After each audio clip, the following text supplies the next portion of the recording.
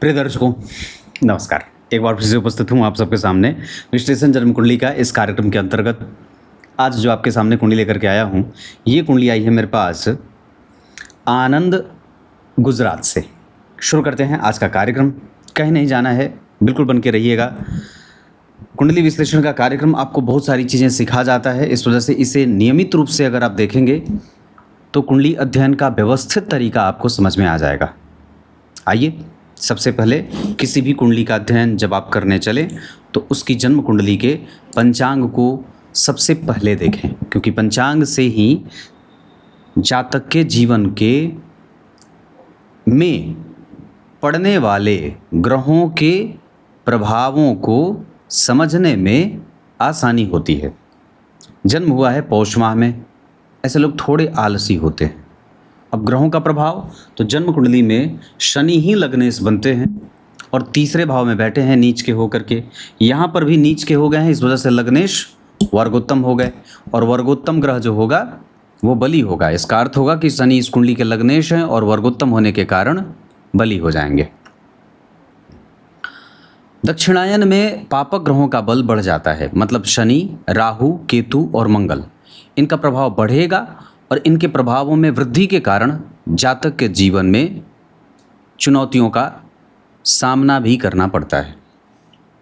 शनिवार, वार के अधिपति ही लग्नेश हैं, मतलब लग्न के अधिपति भी शनि है, कुंभ लग्न, और वार के अधिपति तो वार भी शनिवार ही है, इस वजह से शनि ही लग्नेश हो गए। तो वारेश भी शनि, लग्नेश भी शनि। और जन्म कुंडली में राशि कौन है, तो राशि बनी है गुरु की धनु राशि, जो कौन है तो लग्न में ही बैठे हैं। तो लाभ का अधिपति लग्न में, लाभ का अधिपति लग्न में, और लाभ का अधिपति धन भाव में, मतलब अपने से द्वितीय भाव में जाने से ग्रह धन योग लगाता है। इसका अर्थ होगा कि व्यक्ति जीवन में महत्वाकांक्षी होगा और वो प्राप्त भी करेगा, और उसकी महत्वाकांक्षा और उसकी रोशनी बहुत दूर दूर तक समाज को रोशनी देने वाली होगी। शनिवार शुक्ल पक्ष की प्रतिपदा तिथि, जब जन्मदिन मनाना हो तो पौष माह में शुक्ल पक्ष की प्रतिपदा तिथि को, पूर्वा भाद्रपद नक्षत्र में इनका जन्म हुआ है, नहीं मूल नक्षत्र में जन्म हुआ है, और पूर्वा भाद्रपद नक्षत्र का लग्न बनेगा। जो कुंभ राशि है वो पूर्वा भाद्रपद में आती है, मतलब नक्षत्र जो है वो तो पूर्वा भाद्रपद नक्षत्र में लग्न बना, और चंद्रमा बैठे हैं मूल नक्षत्र के, जिसके स्वामी देवता राक्षस होते हैं। नैऋतये नमः, ओम नैऋतये नमः, इस मंत्र का जप करना चाहिए कम से कम 7 से 8 हज़ार बार। और ऐसा जीवन काल में जब कभी भी विषम परिस्थितियों का निर्माण होता हो, चाहे करियर में, चाहे स्वास्थ्य में, चाहे दाम्पत्य में, जब कभी भी हो, तो आप इस मंत्र का पंडितों के द्वारा इस मंत्र का जप करवाएंगे तो आपको उसका लाभ होगा, क्योंकि प्रत्येक नक्षत्र में जन्मे जातकों का कोई ना कोई दोष जरूर होता है, और ये तो वैसे भी मूल संज्ञक मूल नक्षत्र में जन्म हुआ है जातक का, इस वजह से आरंभ में व्यक्ति कुछ भी करेगा तो उसमें थोड़ी बहुत दिक्कतों का सामना उसे करना पड़ता है। और इस वजह से मैंने बात कही, मंदार के वृक्ष की जड़ अपने गले में धारण करना चाहिए, और इसी ओम नैऋतये नमः इस मंत्र का जप करना चाहिए। गुग्गुल अगर मिल जाए, आप तो विदेश में रहते हैं, पर अगर गुग्गुल मिल जाए तो उसकी धूनी घर में उसे जरूर ही जलाना चाहिए, गुग्गुल जलाना चाहिए। अगर वो ना मिले तो कपूर, पीली सरसों, हल्दी और नमक, काला नमक, ये सब भी अपने घर में जला सकते हैं। इससे नक्षत्र जनित जितने भी दोष होते हैं वो समाप्त होते हैं, और ऐसा प्रत्येक शनिवार या मंगलवार को कर सकते हैं। शुक्ल प्रतिपदा, ये चंद्रमा पापक हैं, और जन्म कुंडली में इस अवस्था के कारण व्यक्ति के जीवन में कई बार धन एक जैसा नहीं आता, यानी कि वो व्यापार करता हुआ नजर आता है। गंड योग, किंस्तुघ्न करण, और क्षत्रिय वर्ण और राक्षस गण, क्षत्रिय वर्ण और राक्षस गण के कारण जातक के जीवन में थोड़ी बहुत जल्दबाजीपन की प्रवृत्ति, विवाह को बहुत सलीके से चलाने का दबाव रहेगा। आपको अपने आप को सिद्ध करना पड़ता है, मेहनत करने की आवश्यकता है। कभी मन में ईर्ष्या भी है, सफल लोगों के पीछे, सफल लोगों के को देख करके ईर्ष्या है, कभी द्वेष है, कभी छल है, कभी मोह है, मात्सर्य है, आलस्य है, प्रमाद है, कुंठा है, ये सब सारी चीज़ें देखने को मिलेंगी। मतलब ये, क्योंकि ये मनुष्य जो होता है वो 16 कलाओं से युक्त होता है, तो इस अवस्था के कारण व्यक्ति कभी कभी दया भी है, क्षमा भी करता है, परोपकार भी करता है, पर कहीं ना कहीं ये सब चीज़ें भी देखने को मिल जाती हैं। मतलब हमें किसी भी तरीके से अपने आप को आलस्य में नहीं रखना है, देर तक सोना और जागना नहीं है, प्रकृति के नियम के खिलाफ नहीं जाना है, किसी भी तरीके से अपने आप को आधुनिक विचारों वाला बनाने के चक्कर में हम कहीं ऐसा तो नहीं है कि बहुत ज़्यादा अपने आप को आधुनिक बना रहे हैं और इस बीच में से हमारे विचारों में से लोगों के प्रति जो आदर का भाव होता है वो गायब हो रहा है। ऐसा नहीं होना चाहिए। अब ये आपकी कुंडली का पंचांग है, जिसमें सबसे अच्छी बात है कि वार के अधिपति ही लग्नेश हैं और वो वर्गोत्तम हैं। वर्गो तमोतत् स्वनवान सकास्तु व्योमस्त पाताल विलग्न भानाम वदंती नामा निमुनिंद्र जाला तत्कंटकम केंद्र चतुष्टयम च वर्गो तमोतत् स्वनवान सकास्तु। सिद्धांत है, अगर ग्रह वर्गोत्तम हुआ है, चाहे कोई भी ग्रह हो, वो भले ही नीच का ही क्यों ना हो, लेकिन अगर वर्गोत्तम होगा तो वो वापस अपनी स्थिति को रीगेन करता है और अच्छा परिणाम देने वाला भी हो जाता है।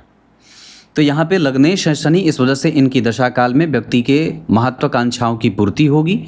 संतान में, यश में, क्रिएटिविटी में, समझने की शक्ति, और कई बार व्यक्ति के आलस्य की भी अधिकता इसमें हो सकती है। हालांकि फिर भी ये शनि आपको एक अच्छा नेचर देंगे, अनुशासन देंगे और अपने कर्तव्य पथ पर आगे बढ़ने की प्रेरणा देंगे और व्यापारिक विचारों वाला भी बनाएंगे, जिसमें व्यक्ति कभी भी ऐसा बुद्धू दिमाग का नहीं होता है, वो ठीक ठाक होता है। तो ये आपकी कुंडली की जन्म कुंडली का पंचांग था, जिसमें आपने क्या देखा कि चंद्रमा पापक हो रहे हैं, सूर्य दक्षिणायन में जातक का जन्म हुआ है, क्षत्रिय वर्ण है, राक्षस गण है और वारिस बलवान है। तो इतनी सारी चीज़ें आपकी कुंडली में अच्छी हैं और इतनी सारी चीज़ें बुरी हैं। एक बार फिर से बता देता हूँ, चंद्रमा पापक हैं, इस वजह से मन में कई बार बुरे भाव और बैर भाव भी उत्पन्न होते हैं। शनिवार को जन्मे हैं, शनिवार को जन्मे लोग थोड़े बहुत असंतोषी प्रवृत्ति वाले भी होते हैं, लंबी छरहरी काया वाले होते हैं और इतनी सारी चीज़ें दिखाई देती हैं। अब मैं आपकी कुंडली पे पहले स्पष्टतया आपके लग्न के ऊपर थोड़ी सी चर्चा कर देता हूँ। लग्न का मान कितना अंश का है? लग्न 28 अंश का है। इसका अर्थ होगा कि कई बार व्यक्ति का जो काम होगा, जैसे उसका दाम्पत्य हो, विवाह हो, संतान हो, करियर हो, स्वास्थ्य हो, वो धीरे धीरे पटरी पे आएंगे, मतलब समय लगेगा। क्योंकि 28 अंश का जो लग्न होता है वो वृद्धावस्था का। हालांकि अनुभव किसी भी कोई भी विषय, जैसे नौकरी हो जाए, जैसे संतान हो जाए, जैसे विवाह हो जाए, जैसे मित्रता हो जाए, जैसे स्वास्थ्य हो जाए, ये अब आपको अनुभव देंगे और तब सफलता देंगे। नौकरी भी लगेगी तो भगा करके मिलेगी।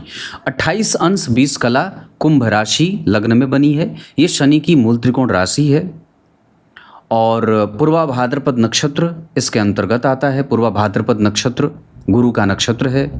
शनि लग्नेश है, नक्षत्र के अधिपति गुरु बन गए और 28 अंश का है तो पूर्वा भाद्रपद नक्षत्र का तीसरा चरण होगा, जिसके स्वामी पूर्वा भाद्रपद नक्षत्र के तीसरे चरण के स्वामी देव हो जाएंगे बुधदेव। बुधदेव होते हैं, हाँ बुध ही होते हैं। तो पूर्वा भाद्रपद नक्षत्र के तीसरे चरण के स्वामी बुधदेव हो गए। तो शनि और बुध मित्र हो गए, पर गुरु दोनों में से किसी के भी मित्र नहीं होते। इस वजह से गुरु की दशा भी सांसारिक सुख देगी, लेकिन वो पापी परिणाम भी करता हुआ, मतलब पापी परिणाम करते हुए परिणाम देंगी।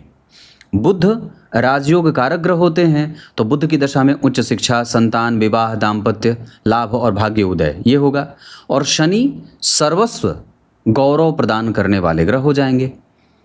तो इस कुंडली में शनि की दशा और बुध की दशा, चाहे जितने ही ग्रह ये दोनों क्यों न कमज़ोर बैठे हों, पर फिर भी अच्छे जाएंगे।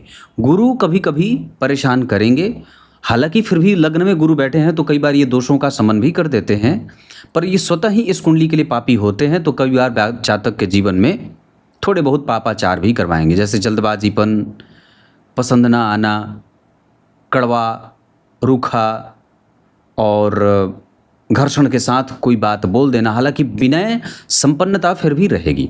और जन्म कुंडली के एकादशवें भाव में शुक्र, चंद्रमा और सूर्य बैठे हैं। इन तीनों ग्रहों की युति के पीछे शास्त्रकार लिखते हैं कि व्यक्ति धनवान खूब होता है, खूब धन वाला होता है।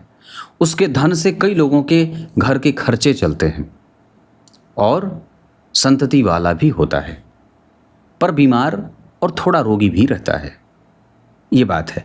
शुक्र, चंद्रमा और सूर्य के कारण व्यक्ति महत्वाकांक्षी होगा, महत्वाकांक्षा की पूर्ति भी होगी और इतना ही नहीं, जन्म कुंडली में लाभेश लग्न में बैठे हैं तो व्यक्ति के सुखों का कोई पारावार नहीं होता है।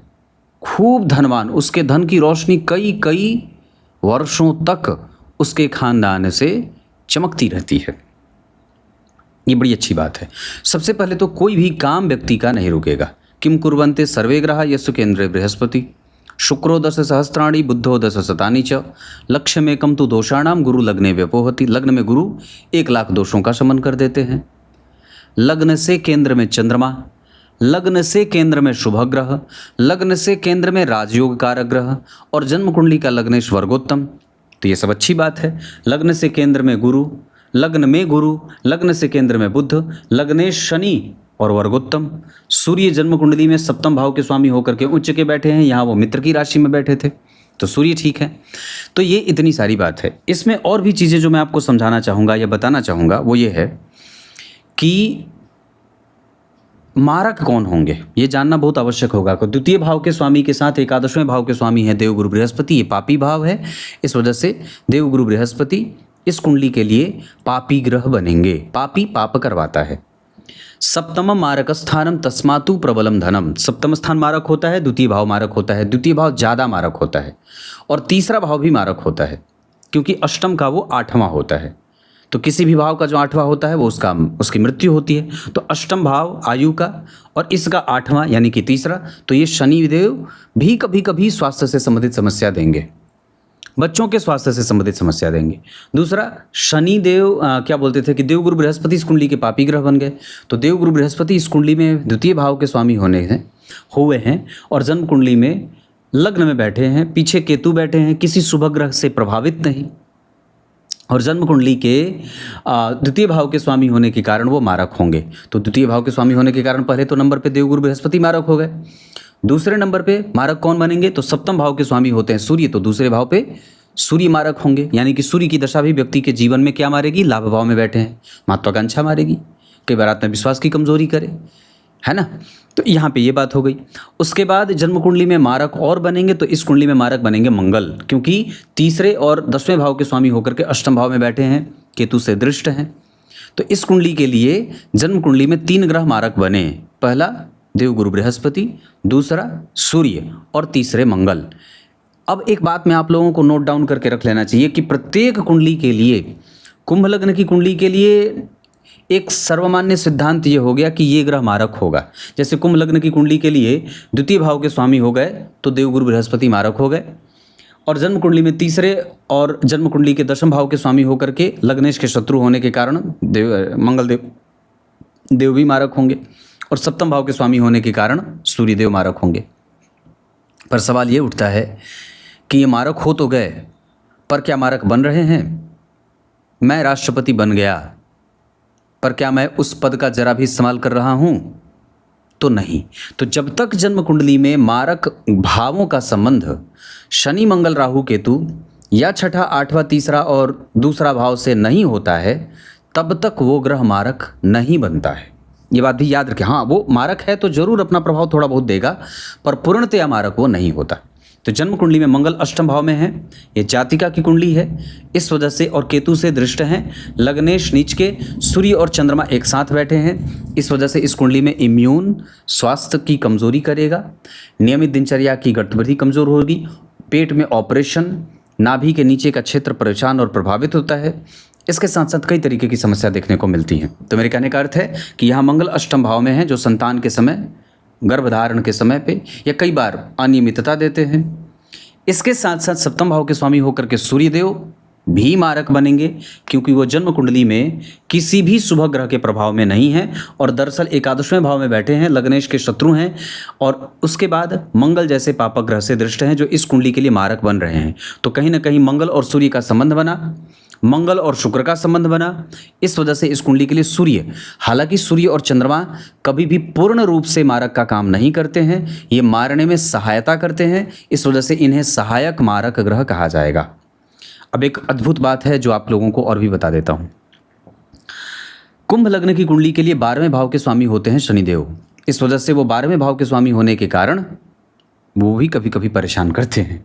तो क्या बात बनी, तो जन्म कुंडली के 12वें भाव पे शनि केतु और इस भाव के स्वामी जो 12वें भाव के स्वामी हैं मंगल, जो शनि हैं, उन पे देखिए मंगल की 7वीं के बाद 8वीं दृष्टि पड़ रही है। तो कहीं ना कहीं जन्म कुंडली के 12वें भाव से शनि की दृष्टि पड़ी, शनि की दृष्टि पड़ी 10वीं। शनि जहाँ बैठते हैं वहाँ से 10वें घर को देखते हैं, तो 1 2 3 4 5 6 7 8 9 10, तो शनि की 10वीं दृष्टि पड़ गई।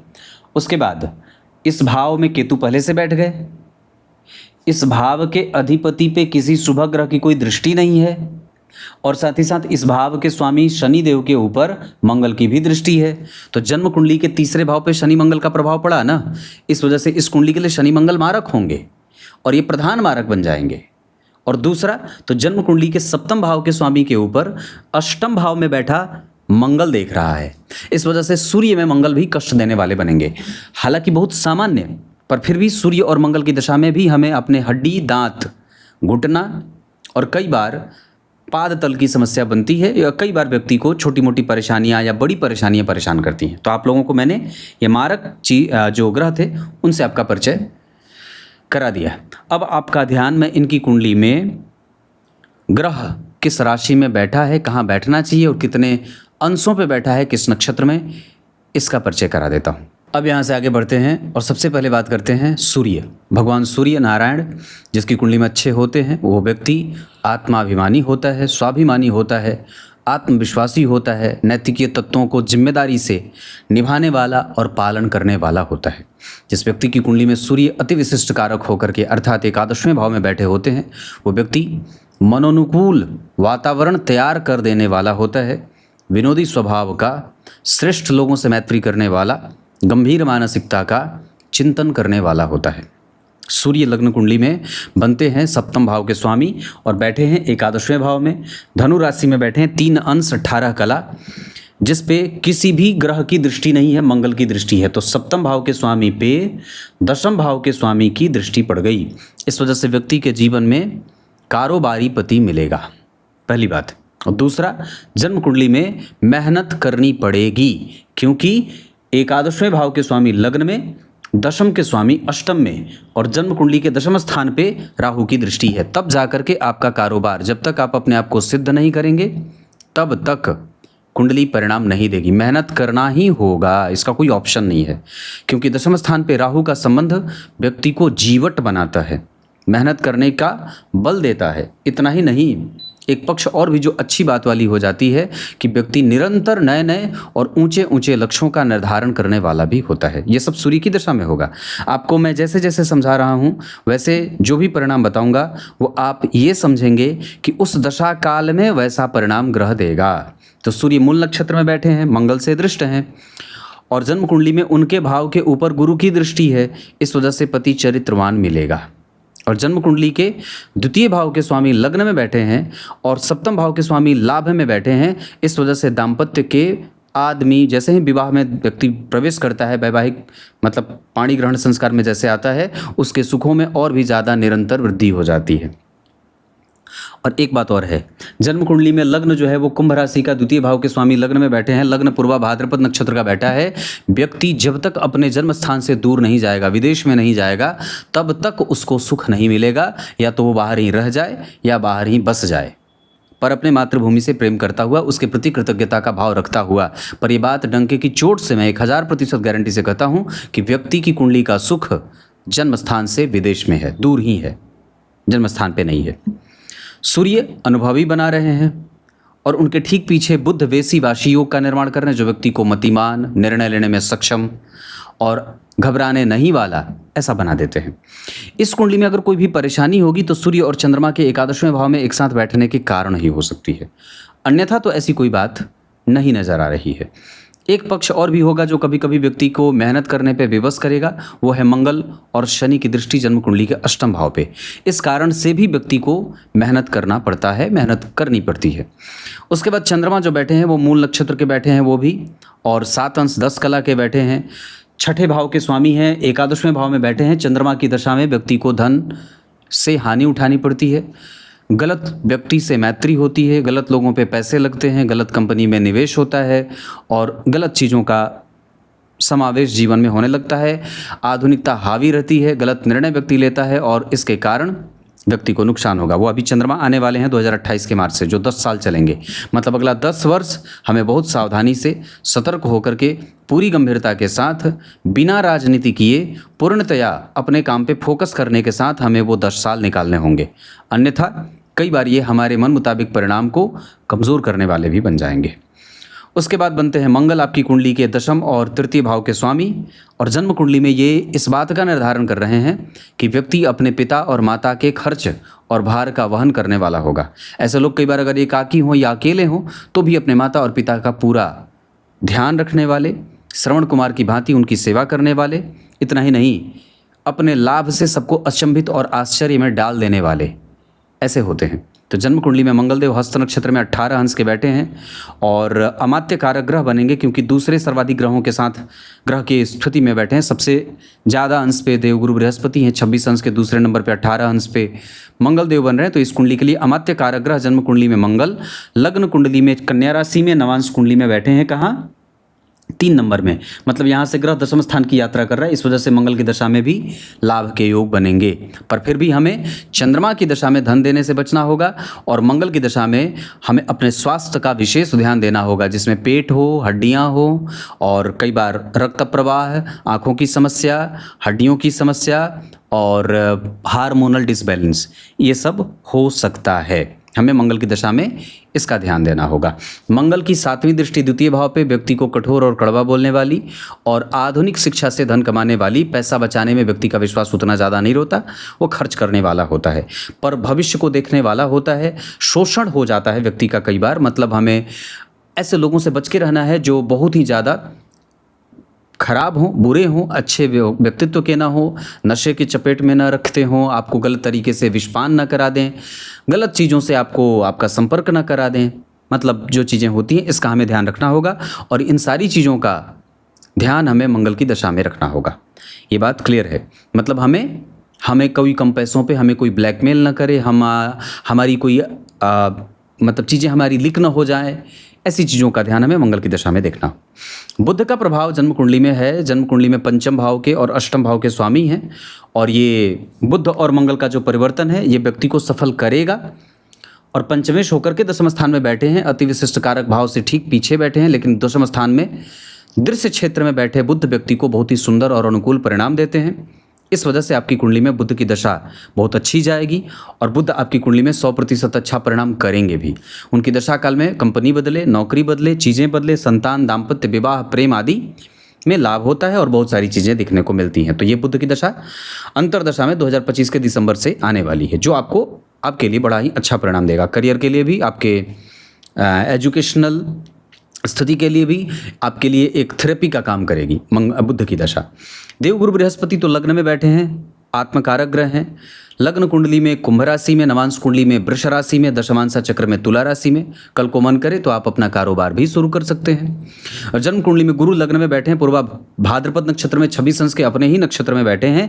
अपने नक्षत्र का ग्रह बलवान होता है और कम से कम आपके गुरु के ऊपर किसी भी पापग्रह की कोई दृष्टि नहीं है। इस वजह से आपके गुरु स्वच्छंद हैं, अच्छे हैं। अपनी दशा काल में वो अंतरदशा में भी भवन, भूमि, वाहन, धन, सुख, सौख्य, दाम्पत्य, विवाह, भाग्य का सुख, ऊंची नौकरी, ऊंचा पद, ऊंची प्रतिष्ठा और अच्छे जगह पे स्थानांतरण के साथ साथ पुत्र संतान की प्राप्ति के योग लगाएंगे। मतलब गुरु की अंतरदशा प्रत्यंतर में ये परिणाम मिलेगा, जो कि अच्छी बात है। शुक्रदेव आपकी कुंडली के लिए बनते हैं लाभ भाव में बैठे हैं, नवम भाव के स्वामी होकर के पंचम भाव को देख रहे हैं। मतलब पंचम भाव को देख रहे हैं एकादशवें भाव में बैठ करके, और पंचम के अधिपति दशम स्थान में, दशम स्थान के अधिपति के साथ पंचमेश का परिवर्तन, तो ये बहुत अच्छी राजयोग वाली बात हो जाएगी। यहाँ पे जन्म कुंडली में कुंभ राशि, दशम स्थान में जो केंद्र में राशियाँ बनी है वो स्थिर राशि बनी है। यहाँ पे भी केंद्र में स्थिर राशि बनी है। इस वजह से जातक के जीवन का जो करियर होगा वो एस्टैब्लिशमेंट के साथ चलेगा। और मैं ये बात 100% दावे से कहता हूँ कि करियर बहुत ही ज़्यादा उज्ज्वल है, बहुत अच्छा है। थोड़ी बहुत जो परेशानी कभी कभी आती है वो दशाओं के कारण और हमारे कम मेहनत के कारण आती है, पर वैसे कुंडली की एनर्जी अच्छी है। तो शुक्रदेव आपकी कुंडली में एकादशवें भाव में बैठे हैं। मैंने इस पे बात कही थी कि जब एकादशवें भाव में शुक्रदेव बैठ जाते हैं, चाहे किसी भी राशि में बैठे हों, अभी थोड़े दिन पहले ही मैंने इस पे कार्यक्रम बनाया था, तो वो व्यक्ति शुक्र की दशा में वो सारी चीज़ें प्राप्त कर जाता है जो उसके मन में अंदर अंदर तक चलती रहती हैं। मतलब शुक्र आपकी कुंडली में लाभ, धन, दाम्पत्य, करियर, ऊंचाइयाँ, और इसके साथ साथ शिक्षा, बहुत सारी भाषाओं को जानना और अनुभवी होना, मंत्र जापक, पूर्वजों का आशीर्वाद, माता और पिता के लिए भाग्यशाली साबित हो जाना। शुक्र की दशा बहुत अच्छी जाएगी। आपकी कुंडली के राजयोग कारक शुक्र और बुध और शनि ही होते हैं। तो बुध भी ठीक बैठे हैं, वो भी परिणाम अच्छा देंगे। शुक्र भी ठीक बैठे हैं, वो भी परिणाम अच्छा देंगे। और शनिदेव भी ठीक बैठे हैं, वो भी परिणाम अच्छे देंगे। इसका अर्थ होगा कि इस कुंडली के लिए तीनों ही योग कारक ग्रह जातक के लिए लाभान्वित करेंगे या जातक को लाभान्वित करेंगे, सीधी बात है। शनिदेव आपकी कुंडली में, मैंने पूर्व में ही बात बताई है, शनिदेव आपकी कुंडली में ठीक है। देवगुरु बृहस्पति के बाद शुक्रदेव पूर्वाषाढ़ा नक्षत्र में बैठे हैं। इस वजह से मैं ये बात कहूँगा कि यहाँ भी वो बहुत बलवान हैं और अपने नक्षत्र में देवगुरु बृहस्पति भी बैठे हैं और शुक्रदेव भी अपने नक्षत्र में ही बैठे हैं। इस कारण से आपकी कुंडली का शुक्र और आपकी कुंडली के गुरु और आपकी कुंडली के बुध, ये तीनों ही बहुत बेहतरीन हैं और मैं समझता हूँ कि ये बहुत अच्छी बात है। शनिदेव आपकी कुंडली में अश्विनी नक्षत्र के बैठे हैं और राहु और केतु के एक्सेस में आ रहे हैं। इस वजह से शनि की दशा में थोड़ी मोड़ी छोटे मोटे आलस्य के प्रभाव देखने को मिलेंगे। पेट से संबंधित समस्या देंगे। कई बार भुजाओं और कंधों में दर्द, यहाँ गर्दन के पीछे दर्द होता है, स्पाइनल कॉर्ड में समस्या होती है और ये सामान्य बात है। पर फिर भी यहाँ पे आपको भाई बहनों का सुख बड़ा कम या कमज़ोर सा मिलता है, या कई बार व्यक्ति को अपने कम्युनिकेशन पे फोकस बढ़ाने की आवश्यकता होती है। और वर्गोत्तम होने के कारण आपकी कुंडली में शनिदेव सबसे ज़्यादा बलवान ग्रह बन रहे हैं। आत्मकारक ग्रह लग्न कुंडली में कुंभ राशि में, नवांश कुंडली में वृष राशि में बैठे हैं और दशमांशा चक्र में वो तुला राशि में धनेश होकर के बैठ रहे हैं। धन बाहर से ही व्यक्ति कमाएगा और अपने पराक्रम से धन कमाएगा। लग्न कुंडली के आत्मकारक ग्रह गुरु कुंभ राशि में यहाँ बैठे हैं वृष राशि में। जहाँ बैठे हैं उस भाव का अधिपति शुक्र नीचा विलासी है। इस वजह से हमें कम से कम शुक्र और गुरु की दशा में स्थिर होना होगा, शांत रहना होगा, निवेश करने से पहले विचार करना होगा। इतनी सारी चीज़ें हैं। तो टोटल मिला करके राहु आपकी कुंडली में ठीक बैठे हैं। राहु आश्लेषा नक्षत्र में बैठे हैं। मैं समझता हूं कि राहु छठे भाव में पुरुष की कुंडली होती अगर, तो राहु ऐसे तो हालांकि सिद्धांत में यही बात आई है, केंद्र त्रिकोण गो राहुर स्थितः सतो स्वतः शुभाचांतरदशा तस्य राज्यकृति प्रदान राम, ऐसे करके श्लोक आता है। तो छठे भाव में बैठे, इस वजह से रोक देंगे और कई बार कारोबार में कंपटीशन देंगे। हालांकि यहाँ पे कई बार आपको वो जिद्दी, हठी और जीवट भी बनाएंगे। आधुनिक तरीके से दुश्मन को समझना, समस्या को समझना और उसमें आधुनिक हथियारों का इस्तेमाल करना, आधुनिक टेक्निक का इस्तेमाल करके व्यक्ति अपनी समस्या का हल ढूंढता है। हालांकि छठे भाव में राहु है, इस वजह से हमें अपने पेट के स्वास्थ्य में पेट परेशान करेगा। तो ये आपकी कुंडली के ग्रह हैं। और अब मैं आपकी कुंडली में दशमांशा चक्र पे आपका ध्यान एक बार लेके आता हूँ। अब यहाँ से आगे बढ़ते हैं और आपकी कुंडली के दशमांशा चक्र पे आपका ध्यान लेके आता हूँ। सबसे पहले लग्न कुंडली के दशम स्थान के अधिपति यहाँ के लग्नेश बनते हैं और लग्न में ही बैठे हैं। द्वितीय भाव में राहु, कहीं से भी व्यक्ति धन कमाएगा पर खाली नहीं बैठेगा।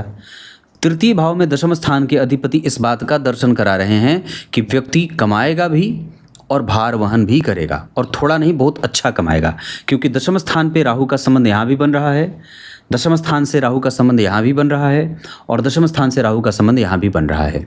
ये इस बात का द्योतक है कि व्यक्ति अपने जीवन काल में खूब और अच्छा खासा धन कमाता है और प्रोग्रेसिव होता है। चतुर्थ स्थान सूर्य यहाँ पे पराक्रमी भी बनाएंगे और चतुर्थ स्थान में जो राहु बैठे हैं वो नवम स्थान के अधिपति होकर के बैठे हैं। जहाँ बैठे हैं इस भाव का अधिपति शनि जन्म कुंडली में, देखिए मैं जब बोर्ड बनाता हूँ तो जरूर कुछ नहीं, शुक्र शनि यहाँ बैठे हैं। इस भाव के स्वामी अपने भाव से 4 घर आगे बैठ करके वापस उस भाव को देख रहे हैं 10वीं दृष्टि से। तो चंद्रमा केंद्र में भाग्येश होकर के, मंगल केंद्र में लग्नेश होकर के, शुक्र केंद्र में केंद्रेश होकर के और शनि केंद्र में चतुर्थेश होकर के। तो सारे के सारे ग्रह दशमांशा चक्र में अच्छे बने हैं। इससे इस बात का निरूपण हो जाता है कि जातक की कुंडली का दशमांशा चक्र बेहतर है और ये इस बात का बहुत अच्छे तरीके से प्रमाण दे रहे हैं कि कुंडली बहुत व्यवस्थित, बहुत अच्छी और बहुत आगे और शांति से अपने लक्ष्य को प्राप्त करने वाली है। जब आप बात नवमांशा चक्र की करते हैं तो यहाँ के पंचम भाव के स्वामी यहाँ के लग्नेश बनते हैं, जो अच्छी बात है।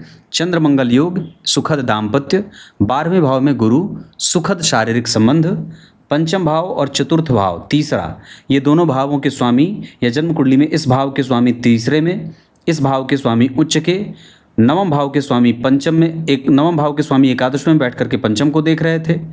नवम भाव के स्वामी एकादश में बैठ करके पंचम को देख रहे थे, तो विवाह के बाद भी उत्तरोत्तर भाग्य और यश की वृद्धि होगी, संतान में कोई दिक्कत नहीं होगी। चंद्रमा मंगल, सूर्य उच्च के, शनि जन्म कुंडली में भाग्येश होकर के नीच भंग राजयोग, गुरु का 12वें भाव में बैठना, चतुर्थ स्थान को देखना, और साथ ही साथ जन्म कुंडली में बुध का और शुक्र का शुभ कर्तृयोग चतुर्थ स्थान को लगाना एक सुखद और बेहतर दाम्पत्य का इशारा करते हैं। व्यक्तित्व ठीक है, हमें अपनी वाणी को और अपने विचारों को और भी ज़्यादा शांत करने की आवश्यकता है। बहुत ज़्यादा निगेटिव होने की कोई आवश्यकता नहीं है, और हमें जब चीज़ कोई पसंद नहीं आ रही तो हम उस पर तर्क लगाएंगे कि क्यों नहीं पसंद आ रही है। और सच्चे अर्थ में देखें तो बहुत ज़्यादा फंसी माइंडसेट के होने के कारण भी कई बार चीज़ें बिगड़ रही हैं। हम पराक्रम और थोड़ा बढ़ाएंगे, अपने आप को आलसी कम बनाएंगे, भोजन पे कंट्रोल करेंगे, वेट बढ़ने का खतरा ज़्यादा है। इसके साथ साथ जन्म कुंडली में संपत्ति इकट्ठा करने के लिए माता का आशीर्वाद अच्छा रहेगा, इस वजह से उनके साथ संबंध अच्छा रखें। पिता के स्वास्थ्य की चिंता आपको सता सकती है, इस वजह से हमें वहाँ पे ध्यान देना होगा। नौकरी और व्यापार में प्राइवेट नौकरी बहुत अच्छी है, बाद में चल करके एक वक्त पे आकर के आप व्यापार में जा सकते हैं। कंसंट्रेशन अच्छा है, पर हम किसी के लिए इस्तेमाल होने वाली मशीन न बन जाएं, इस वजह से इसका ध्यान देना होगा। ससुराल वालों के साथ हमारे संबंध अच्छे रहें, इसका ध्यान देना होगा। भाग्य का बल बहुत अच्छा है, करियर का जो उज्जवल क्षेत्र है वो बहुत अच्छा है, और आप प्राप्त भी बहुत अच्छा कर लेंगे। और ये कुंडली ऋण के कारण कभी कभी परेशान हो सकती है, जिम्मेदारियों के बढ़ने के कारण कभी कभी परेशान हो सकती है। क्लियर है? वार के हिसाब से अगर बात करते हैं तो आपकी कुंडली के लिए 8 अंक अच्छा रहेगा, और वार बुधवार और शनिवार का बहुत अच्छा रहेगा। मूल नक्षत्र में दान आवश्यक रूप से करना चाहिए, अमावस्या को अपने पितरों के नाम पे दान करना चाहिए। विवाह वगैरह के योग इस साल के दिसंबर के बाद बन रहे हैं। विवाह की दिशा उत्तर हो, विवाह धनु राशि धनु लग्न, सिंह राशि सिंह लग्न और कुंभ राशि कुंभ लग्न के जातकों से हो। उत्तर दिशा की तरफ विवाह ज़्यादा बढ़िया रहेगा। मित्रता आप मिथुन तुला और वृष वालों से कर सकते हैं। इसके साथ आपकी कुंडली में जो शत्रुता कभी ना करें, मेष सिंह और धनु वालों से कभी ना करें। विवाह 100% बहुत अच्छा है। इसके बाद रत्न अगर आप जो पहनना चाहते हैं तो आपकी कुंडली के हिसाब से आप रत्न पहन सकते हैं, सफ़ेद पुखराज या नीली, दोनों में से कोई भी धारण कर सकते हैं। सूर्य 25% का परिणाम कर रहे हैं, चंद्रमा 50%, मंगल भी 50%, जबकि बुध कमज़ोर परिणाम कर रहे हैं लेकिन 100 अच्छे परिणाम करेंगे। देवगुरु बृहस्पति को बल देने के लिए चने की दाल, मूंग की दाल, गाय की सेवा, गौशाला में दान, सूर्य को अर्घ, पीपल के वृक्ष की परिक्रमा और मंदार के वृक्ष की जड़ धारण करनी होगी। शुक्र 100% परिणाम कर रहे हैं, इस वजह से सांसारिक सुख अनुभव, मंत्र का जप और मंत्र का जप लाभ करे, ये सब होगा। राहु और केतु आपकी कुंडली के लिए 25% का परिणाम करेंगे। आप भाग्यशाली बिल्कुल हैं, ये इस वजह से कभी भी इस बात को स्वीकार मत करिएगा कि आप भाग्यशाली नहीं हैं। आप सबके लिए भाग्यशाली हैं और बिल्कुल अच्छे हैं। अरिष्ट चक्र के आधार पर हमें दांतों की समस्या हो सकती है, उसके साथ साथ हमें कई बार नेगेटिव थॉट आते हैं। नींद की समस्या कई बार परेशान कर सकती है, और बाकी तो चीज़ें ठीक दिखाई दे रही। पेट कमज़ोर हो सकता है। संतान का सुख इस कुंडली में 100% बहुत अच्छा है, इसमें ज़रा भी दिक्कत वाली बात नहीं है। माता और पिता दोनों ही ठीक हैं। पिता के पास कभी कभी मतभेद दिखाई दे रहे हैं। भवन भूमि वाहन से संबंधित अगर कोई भी निर्णय लेना होगा, आप शुक्र की दशा में, शनि की दशा में और चंद्रमा की दशा में इस्तेमाल कर सकते हैं, मतलब इन दशाओं में खरीद सकते हैं। ट्रांसफ़र करना हो, नौकरी बदलनी हो, स्थान परिवर्तन करना हो तो केतु, मंगल और बुध की दशा का इस्तेमाल कर सकते हैं। विवाह, संतान, दाम्पत्य आदि से संबंधित कोई निर्णय लेना हो तो सूर्य, गुरु और बुध की दशा का इस्तेमाल कर सकते हैं। रंग आपके लिए नीला और हरा बहुत अच्छा है। गेरुआ और पीला नारंगी भी इस्तेमाल कर सकते हैं। होरा चक्र के आधार पर आपकी कुंडली में शुक्र, बुध और गुरु की दशाएं लाभान्वित करने वाली और मानसिक शांति करने वाली होंगी, जबकि शनि, मंगल, राहु, केतु, सूर्य और चंद्रमा की दशा मेहनत करा करके तब धन देने की स्थिति में बन रहे हैं। इस कुंडली में और भी चीज़ें मैं बता देता हूँ। मंगल और शुक्र की दशा में चोट चपेट की घटनाएं देखने को मिल सकती हैं। शनि की दशा में पिता को चोट लग सकती है, जबकि सूर्य की दशा में आपके कुल खानदान के लोगों को चोट लग सकती है। इतना ही नहीं, राहु और केतु की दशा में आपको पेट से संबंधित परेशानी और मंगल की दशा में पेट से संबंधित परेशानी बढ़ सकती है। हमें अपने सबसे ज़्यादा अपने पेट का ध्यान रखना है और दांतों का ध्यान रखना है। बाकी तो चीज़ें, कोई लंबी बीमारी का खतरा वैसे इस कुंडली में नहीं है। आयु बहुत अच्छी है, इसके लिए भी चिंतित होने की कोई आवश्यकता नहीं है। क्लियर है? अब क्या बताऊं इस कुंडली में, मैं अगर कुछ और बता सकता हूं तो ये बात बता दूं, तो गुरु की दृष्टि पंचम, सप्तम और नवम भाव पे है, जहां आपके दाम्पत्य की सुरक्षा कर रहे हैं। मंगल की दृष्टि एकादशवें भाव पे आपको महत्वाकांक्षी, द्वितीय भाव पे धन के व्यय करने की स्थिति बढ़ा रहे हैं। 12वें भाव में राहु केतु का प्रभाव आपको कई बार दूसरों के झगड़े में पड़ करके कई बार अपना नुकसान कर लेना। आत्मकारक ग्रह आपकी कुंडली में देवगुरु बृहस्पति हैं। लग्न का अधिपति तीसरे भाव में बैठा है, लग्न का अधिपति तीसरे भाव में, और यहाँ से 3 घर अगले भाव के स्वामी बुध बनते हैं, दशम स्थान में बैठे हैं। इस वजह से आपकी कुंडली में करियर और सामाजिकता बहुत अच्छी रहेगी। इतना ही नहीं, जन्म कुंडली के सप्तम भाव पे गुरु का प्रभाव आपके दाम्पत्य को बहुत बेहतर नेचर दे रहा है। तब तक के लिए बहुत बहुत नमस्कार।